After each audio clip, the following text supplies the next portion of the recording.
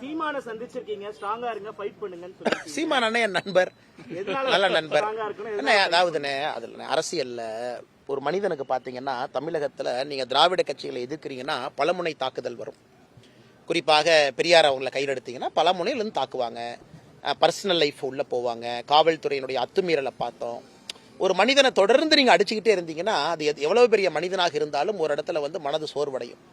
ஆனால் அண்ணன் சீமான் அவர்களுக்கு சொன்னேன், உங்க பாதையில நீங்க போயிட்டே இருங்கன்னா எங்களுக்கும் அவருக்கும் நேரெதிர் கொள்கைகள் இருந்தாலும் கூட, அவர் பாரதிய ஜனதா கட்சியை நிறைய இடத்துல விமர்சனம் செய்தாலும் கூட, பிரதமர் அவர்களை விமர்சனம் செய்தாலும் கூட, அடிப்படையில் தமிழக அரசியல் களத்தில் திராவிட கட்சிகளை எதிர்த்து துணிவாக நின்று கொண்டிருக்கின்றார். அதனால அவர் துணிவா இருக்கணும். அவருடைய பாதையில் அவர் போட்டு எங்க பாதையில் நாங்க போறோம்.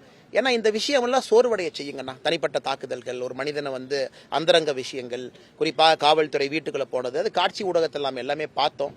தொடர்ச்சியா நடக்கும் பொழுது அது யாராக இருந்தாலும் கூட மனச்சோர்வு ஏற்படும். அதனால சீமான் அண்ணன் எதாச்சியாக இந்த கல்யாண நிகழ்வை பார்க்கும் பொழுது ஒரு வார்த்தை சொன்னா, தைரியமா இருங்க, உங்க அரசியல் பாதையில் நீங்க போய்கிட்டே இருங்க அப்படின்னு. ஏன்னா அடிப்படையில் ஒரு அரசியல் நாகரிகங்கண்ணா. கட்சிகள் கோட்பாடுகள் வேறு வேறு இருந்தாலும் கூட அவரும் தமிழ்நாட்டு மக்களுக்கு வேலை செய்யணும்னு தான் நினைக்கிறாங்க. ஒரு அரசியல் நாகரிகமா தான் அதை பாக்குறேன். அது மீடியா நண்பர்கள் எப்படியெல்லாம் அதை ரெக்கார்ட் பண்றீங்கன்னு எனக்கு ஆச்சரியமா இருக்கு. எப்படியெல்லாம் நீங்க ரெக்கார்ட் பண்றீங்க? ஏங்கண்ணா, உங்களை எல்லாம் ராக்கு ஐபிக்கு தாங்கன்னு அனுப்பணும். செய்திகளை உடனுக்குடனும் துல்லியமாகவும் தெரிந்து கொள்ள சப்ஸ்கிரைப் பண்ணுங்க.